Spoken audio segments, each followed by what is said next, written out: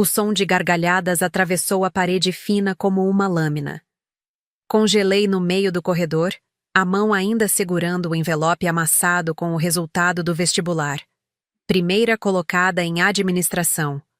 Um feito que, em qualquer outra família, seria motivo de orgulho. Mas não na minha. Ela pediu dinheiro para quê mesmo? A voz do meu pai, áspera como lixa, penetrou meus ouvidos. Para aquela faculdade, como se algum diploma fosse mudar o que ela é.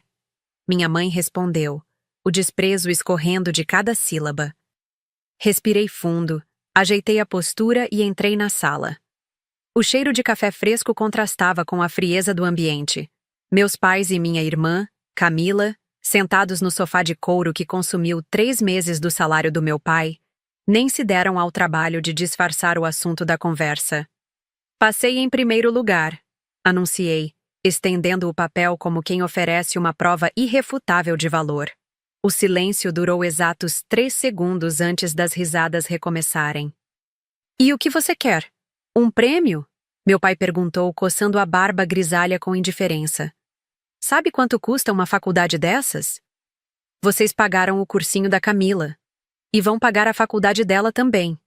Argumentei, a voz trêmula traindo minha tentativa de firmeza. Minha irmã sorriu, aquele sorriso perfeito que custou uma fortuna em tratamentos ortodônticos que nunca foram oferecidos a mim. Seus olhos brilhavam com uma mistura de triunfo e pena. É diferente, filha. Minha mãe finalmente desviou os olhos da televisão, mas apenas por um instante. Sua irmã tem futuro. Medicina é garantia de sucesso. O que você vai fazer com a administração? Conta de padaria? Para isso nem precisa de faculdade. As palavras atingiram meu peito como pedras. Não era a primeira vez, claro. Desde que me entendo por gente, habito os cantos da casa como um fantasma indesejado, um estorvo, uma despesa desnecessária. A filha que não brilha, que não encanta, que não merece investimento. Posso trabalhar e estudar ao mesmo tempo, insisti, a voz cada vez mais baixa, como se nem eu acreditasse mais nas minhas palavras. Você é um estorvo, minha mãe disse, sem nem desviar o olhar da novela. Sua irmã tem futuro. Você... nem tanto. Naquela noite, deitada na cama estreita do quarto que dividia com caixas de tranqueiras que ninguém queria guardar em outro lugar, percebi que algumas feridas são profundas demais para cicatrizar.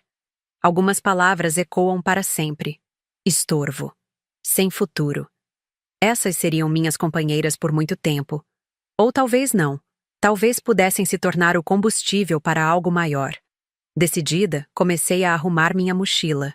Os meses se transformaram em uma rotina exaustiva. Durante o dia, fazia cursos gratuitos em bibliotecas públicas, Excel, atendimento ao cliente, noções de contabilidade. À noite, trabalhava na lanchonete. Aos fins de semana, fazia faxina em um condomínio próximo para complementar a renda. O cansaço era meu companheiro constante. As olheiras se tornaram parte da minha fisionomia, assim como as mãos ásperas de tanto trabalho. Mas a cada livro que devorava na biblioteca, a cada certificado modesto que conquistava, algo dentro de mim crescia. Foi em uma das manhãs na biblioteca municipal que conheci Dona Lúcia, uma senhora de cabelos prateados que coordenava um programa de mentoria profissional para jovens de baixa renda. Você sempre está aqui quando chego e ainda está quando saio, ela comentou, sentando-se ao meu lado. O que tanto procura nesses livros, menina? Hesitei antes de responder. Não estava acostumada a interesse genuíno. Um futuro, respondi simplesmente. Dona Lúcia me observou por alguns instantes, como se pudesse ver além das minhas roupas simples e do meu cansaço evidente. Temos uma vaga de assistente administrativa na ONG onde trabalho. O salário é modesto, mas oferecemos bolsas de estudo para cursos técnicos. Interessada? Aquela pergunta mudou minha trajetória. A ONG ficava em um prédio antigo no centro da cidade, auxiliando pequenos empreendedores a formalizarem seus negócios. Como assistente, eu organizava arquivos, atendia telefonemas e, principalmente, aprendia. Observava cada detalhe de como os consultores trabalhavam, absorvia cada orientação dada aos empreendedores, anotava cada termo que não conhecia para pesquisar depois. Após 6 meses, consegui uma bolsa para um curso técnico em administração. Estudava nos fins de semana, trocando as faxinas por noites em claro debruçada sobre apostilas. O curso abriu minha mente para um universo de possibilidades que nunca imaginei existir. Você tem talento para números, comentou o professor ao me devolver um trabalho sobre análise financeira com nota máxima. Já pensou em fazer faculdade? A pergunta doeu como sal em ferida aberta. Faculdade era um sonho que havia sido ridicularizado, esmagado sob o peso das palavras da minha família. Um dia, respondi vagamente. Mas um dia começou a tomar forma quando descobri os programas de bolsas universitárias. Durante meses, estudei nas madrugadas para o vestibular, enquanto mantinha meu trabalho na ONG durante o dia. O sono virou artigo de luxo. Minhas colegas de república raramente me viam acordada.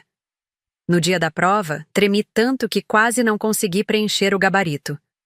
Mas cada questão parecia dialogar com todo o conhecimento que havia batalhado para conquistar. 3 semanas depois, recebi o e-mail. Aprovada em administração com bolsa integral. Chorei sozinha em meu canto da República, as lágrimas silenciosas lavando anos de dúvidas e inseguranças.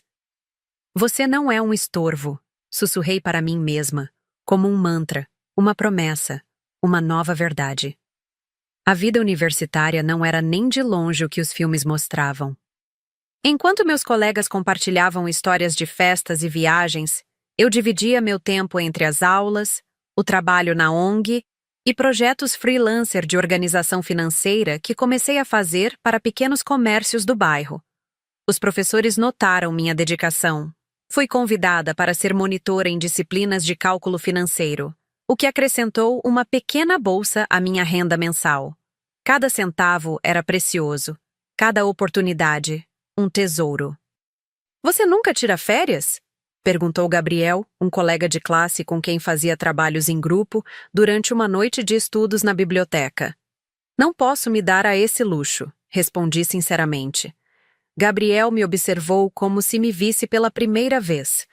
Ele vinha de uma família estruturada, com pais que o apoiavam em tudo. Para ele, minha realidade era quase incompreensível.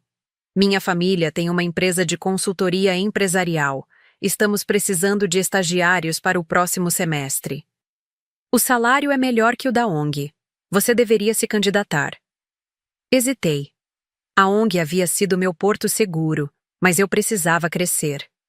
Relutante, enviei meu currículo e fui chamada para a entrevista.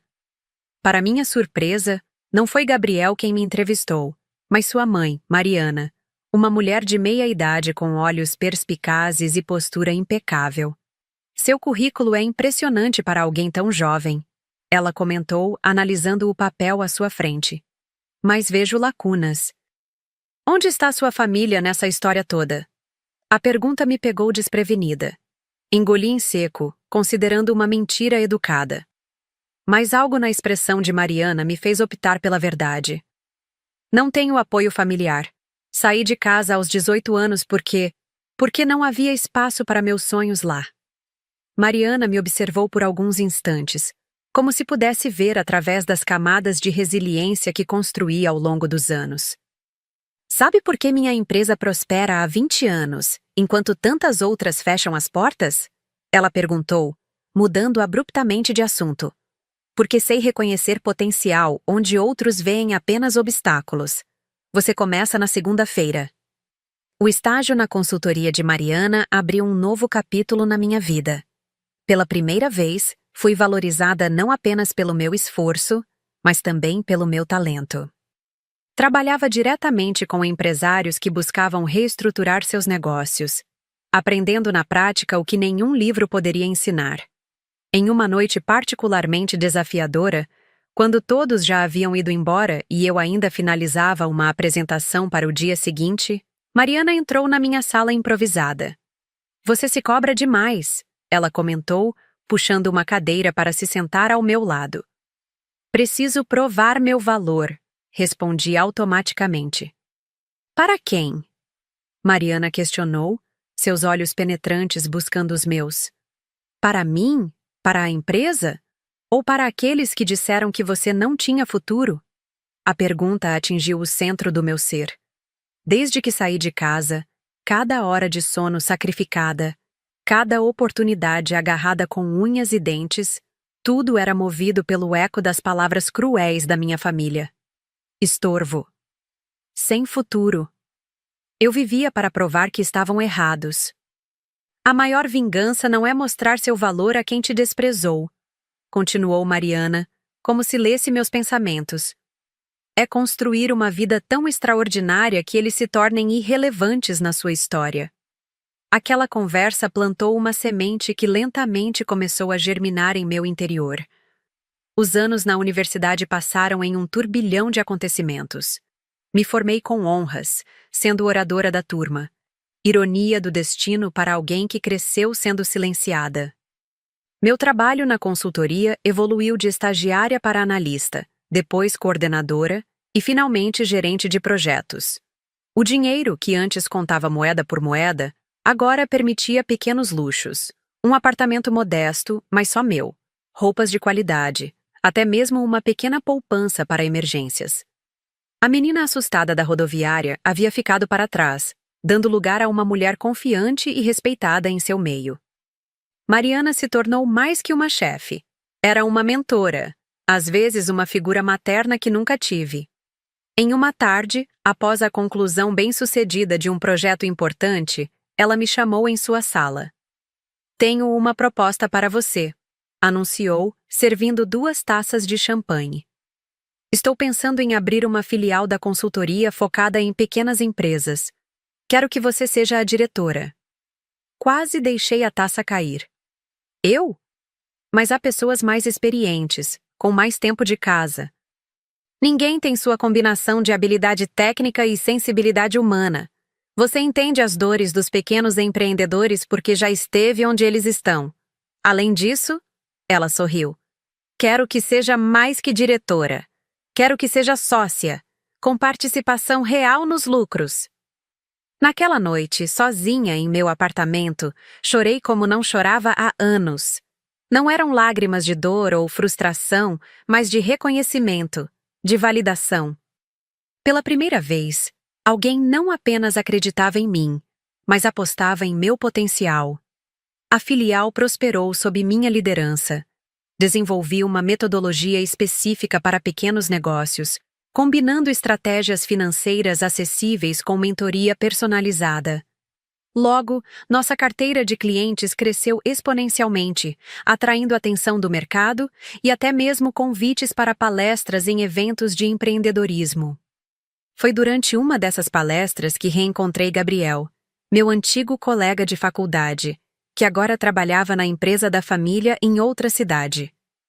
Você se transformou, ele comentou durante o coffee break. Lembro de você como alguém tão reservada, quase invisível. Agora todos querem 5 minutos da sua atenção. Sorri, pensativa. Eu sempre estive aqui, Gabriel. A diferença é que agora os outros conseguem me ver. Nossa conversa foi interrompida por um telefonema de Mariana. A voz dela soava tensa, incomum para alguém sempre tão controlada. Precisamos conversar, ela disse simplesmente. Hoje à noite, se possível. O jantar com Mariana revelou a verdadeira razão por trás do seu telefonema. Ela havia sido diagnosticada com uma doença degenerativa e precisava reduzir drasticamente seu ritmo de trabalho. E havia tomado uma decisão que mudaria minha vida para sempre. Quero que assuma o controle total da empresa, anunciou, empurrando uma pasta com documentos na minha direção. Não apenas a filial, mas todo o grupo. Mas, e seus filhos? Questionei atônita. Gabriel e sua irmã sempre estiveram envolvidos nos negócios da família. Eles têm seus próprios caminhos. Além disso, ela sorriu com uma mistura de carinho e determinação. Ninguém conhece esta empresa como você. Ninguém a ama como você. Os meses seguintes foram de transição intensa. Mariana gradualmente se afastou, enquanto eu assumia cada vez mais responsabilidades. A empresa passou por uma reestruturação, expandindo para novas áreas e absorvendo pequenas consultorias em dificuldades financeiras. Uma dessas aquisições chamou minha atenção de maneira especial. Uma consultoria na minha cidade natal, onde minha família ainda vivia. A empresa estava à beira da falência, mas tinha uma carteira de clientes interessante e uma localização estratégica. "Tem certeza que quer essa aquisição?" questionou meu diretor financeiro. "Há opções mais lucrativas em outras regiões." Tinha certeza. Aquela seria mais que uma transação comercial. Seria o fechamento de um ciclo que começou quando saí de casa com nada além de determinação e mágoa. Seria a prova final de que o estorvo havia se transformado em algo que ninguém poderia ignorar. A notícia da aquisição da consultoria local por um grupo empresarial da capital repercutiu rapidamente na pequena cidade. Mantive meu nome afastado dos comunicados oficiais, preferindo que um dos meus diretores conduzisse as negociações iniciais. A consultoria precisava de uma reestruturação completa e novos talentos. Instruí o Departamento de Recursos Humanos a buscar profissionais locais para preencher as vagas, incluindo um cargo de gerência. A descrição era específica. Alguém com formação em medicina que tivesse transitado para administração ou gestão em saúde. Não foi surpresa quando o currículo de Camila, minha irmã, apareceu entre os candidatos. Segundo os relatórios que recebi, ela havia se formado em medicina com o apoio irrestrito dos meus pais, mas depois de alguns anos atuando como médica, descobriu que sua verdadeira vocação estava na gestão hospitalar. Fez uma pós-graduação na área e agora buscava oportunidades no setor administrativo. Pedi para que fosse tratada como qualquer outro candidato, passando por todas as etapas do processo seletivo sem favorecimentos. As avaliações mostraram que, de fato, ela tinha competência para a posição. Foi contratada sem saber quem realmente comandava a empresa. Durante semanas, monitorei à distância seu desempenho, recebendo relatórios semanais sobre sua adaptação e resultados. Para minha surpresa, Camila se mostrou uma profissional dedicada e competente. Parte de mim queria detestá-la, culpá-la pelo tratamento diferenciado que recebemos. Mas outra parte reconhecia que ela também foi moldada pelo ambiente tóxico que nossos pais criaram, só que do lado privilegiado da equação. 3 meses após sua contratação, foi anunciada uma festa para celebrar os resultados positivos da nova filial e oficializar a promoção de Camila ao cargo de gerente-geral da unidade. Todos os funcionários e seus familiares foram convidados, incluindo, é claro, meus pais. Na véspera do evento, voei para minha cidade natal com uma mistura de ansiedade e determinação. Hospedei-me no melhor hotel local, preparando-me mentalmente para o confronto que havia imaginado por anos. Escolhi cuidadosamente minha roupa, um terno feminino elegante, discreto, mas inegavelmente sofisticado. Nada espalhafatoso, nada que gritasse, "Vejam como sou bem-sucedida." A verdadeira segurança não precisa de ostentação. No dia da festa, enquanto me arrumava no quarto do hotel, recebi uma mensagem de Mariana. "Lembre-se do que conversamos. Sua vitória não está em humilhá-los, mas em ser feliz apesar deles." Respirei fundo, guardando aquelas palavras no coração. Ela tinha razão, como sempre. Mas havia algo que precisava ser encerrado. Um capítulo final que só poderia ser escrito face a face com aqueles que me definiram como um estorvo. O salão de eventos estava elegantemente decorado quando cheguei. Estrategicamente, entrei quando a festa já havia começado, permanecendo discreta em um canto, observando. Vi funcionários animados, alguns rostos conhecidos da cidade, e então, eles. Meus pais, visivelmente mais velhos do que em minhas lembranças, mas com a mesma postura. Meu pai, de terno antiquado, tentando parecer importante. Minha mãe, excessivamente maquiada, exibindo joias que provavelmente custaram meses de orçamento familiar. E Camila, no centro das atenções, recebendo cumprimentos, sorrindo aquele sorriso perfeito que me foi negado na adolescência. Ela parecia feliz, realizada. Por um momento, quase desisti do meu plano, questionando se valia a pena reviver antigas feridas. Foi quando ouvi a voz da minha mãe, alta o suficiente para alcançar meus ouvidos mesmo à distância. Camila sempre foi nosso orgulho. Investimos tudo nela porque sabíamos que seria alguém importante. Diferente da outra, que nem sabemos por onde anda. Aquelas palavras reacenderam a determinação que me trouxe até ali. Respirei fundo e caminhei até o centro do salão, onde minha família conversava animadamente com alguns executivos da empresa. O silêncio foi imediato quando me viram. Os olhos dos meus pais se arregalaram em reconhecimento e confusão. Camila foi a primeira a se recuperar do choque. Ora, ora! Finalmente o estorvo apareceu, ela disse, tentando manter o tom leve, mas com uma pontada de veneno na voz. Veio prestigiar minha glória? Mantive o sorriso sereno, sentindo uma calma surpreendente me envolver. Claro, você é fantástica, irmã. Como poderia perder esse momento? Minha mãe deu um passo à frente, os olhos percorrendo minha aparência de cima a baixo, provavelmente notando o corte impecável do meu terno, o discreto colar de pérolas, os sapatos de marca.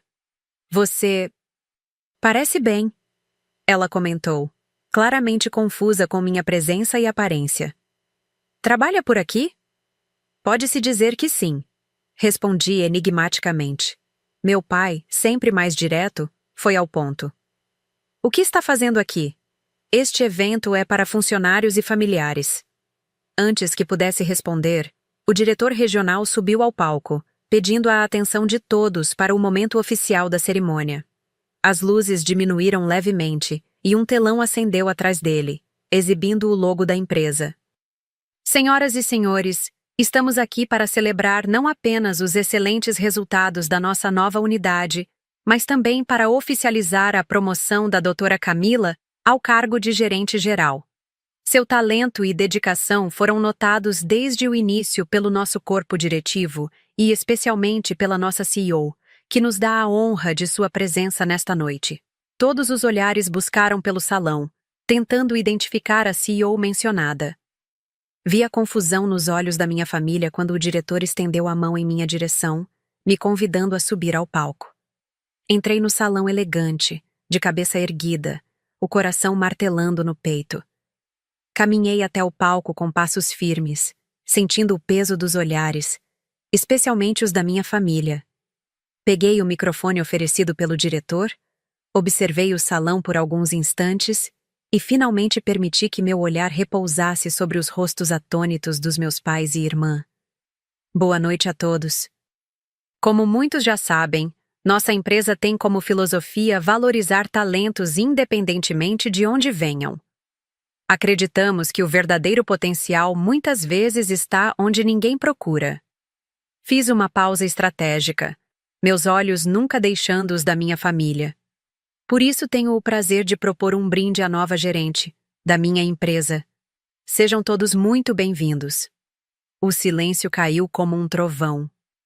Vi nos olhos deles a confusão, o espanto, o desmoronamento silencioso de anos de certezas equivocadas. Meu pai empalideceu, minha mãe agarrou o braço de Camila como se precisasse de apoio físico, e pela primeira vez eu sorri de verdade. Não por vingança, mas pela liberdade de finalmente ser quem eu era, sem pedir permissão. Os minutos que se seguiram ao meu anúncio foram surreais. Enquanto funcionários aplaudiam e convidados comentavam surpresos sobre a incrível coincidência familiar, meus pais permaneceram paralisados, como estátuas de sal diante da evidência inegável do quanto haviam se equivocado. Após os discursos formais, desci do palco e fui imediatamente cercada por funcionários ansiosos por conhecer melhor a misteriosa CEO que raramente visitava as filiais. Propositalmente, mantive distância da minha família durante a maior parte da noite, permitindo que digerissem a revelação no seu próprio tempo. Foi Camila quem finalmente rompeu a barreira, aproximando-se de mim quando eu conversava com alguns executivos. Podemos conversar? A sós? Ela pediu, a voz trêmula denunciando seu desconforto. Nos afastamos para um canto mais tranquilo do salão. Camila parecia menor de alguma forma, despida da arrogância que sempre caracterizou nossa relação. Por que não disse nada? Por que me deixou ser contratada sem saber? Você foi contratada por seu mérito. Respondi calmamente. Passei por avaliações de desempenho, relatórios. Você é competente, Camila. Isso nunca esteve em questão. Mas agora? Depois dessa revelação, como fico eu? Como ficamos nós? Pude ver o medo nos olhos dela. O mesmo medo que me acompanhou durante anos. Medo de não ser suficiente, de perder tudo, de ser dispensável. Seu trabalho continua o mesmo, afirmei. Não tenho interesse em vingança, Camila. Isso me tornaria exatamente como nossos pais, julgando pessoas pelo que elas representam para meu ego, não pelo seu valor real. Uma lágrima solitária escorreu pelo rosto impecavelmente maquiado da minha irmã. Pela primeira vez na vida, vi vulnerabilidade genuína em seus olhos. Eles sempre nos compararam, ela murmurou. Sempre me colocaram como o modelo perfeito, a filha ideal. Foi um peso enorme, sabia? Cada conquista minha era exibida como prova da sua insignificância. Nunca pedi por isso. Aquelas palavras atingiram um lugar profundo dentro de mim. Durante anos, alimentei a imagem de Camila como cúmplice voluntária da crueldade dos nossos pais. Mas talvez ela também fosse uma vítima, moldada por expectativas tóxicas, aprisionada pelo papel de filha perfeita, tanto quanto eu fui pelo papel de estorvo. Nossos pais nos observavam à distância, claramente desconfortáveis, incertos sobre como proceder. Fiz um gesto sutil, convidando-os a se aproximarem. Relutantes, eles vieram. Então, meu pai começou, passando a mão pelo cabelo grisalho em um gesto nervoso que eu conhecia bem. Parece que você se saiu bem, afinal. Parece que sim, respondi, sem dar o braço a torcer tão facilmente.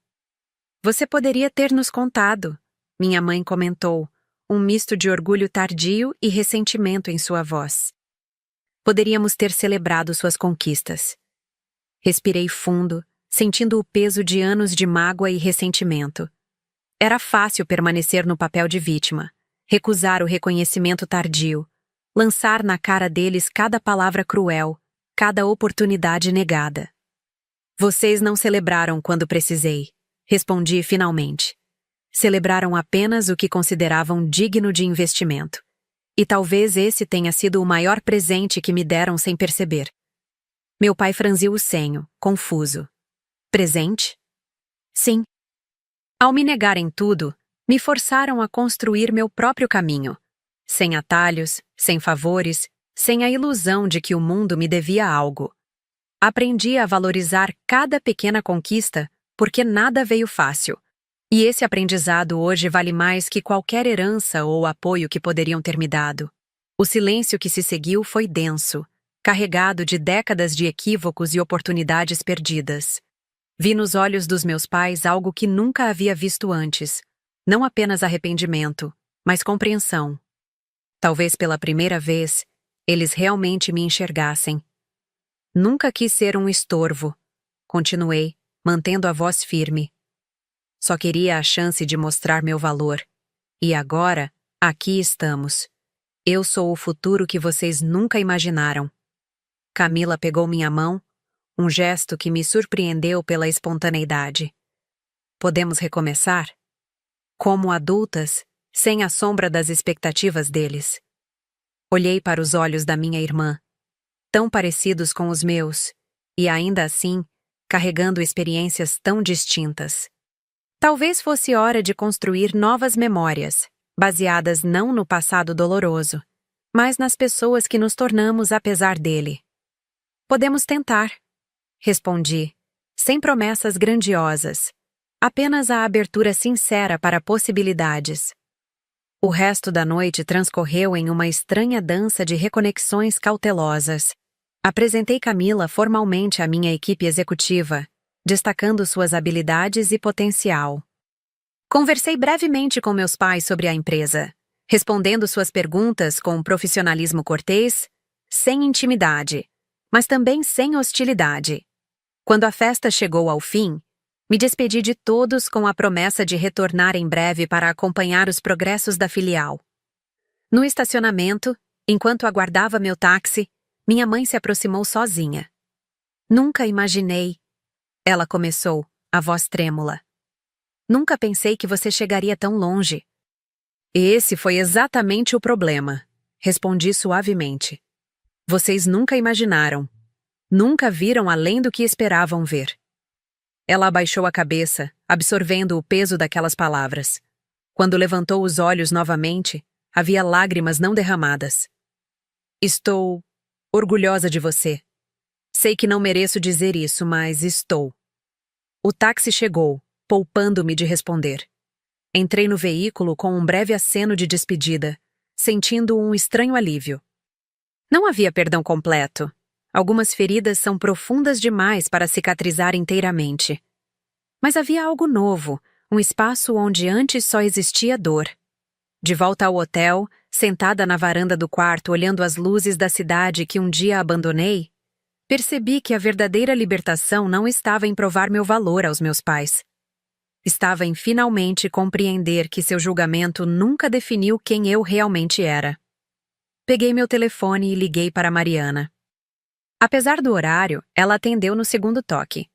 Como foi? Perguntou simplesmente. Diferente do que imaginei, respondi. Menos dramático, mas libertador. E agora? Refleti por alguns instantes antes de responder. Agora continuo construindo.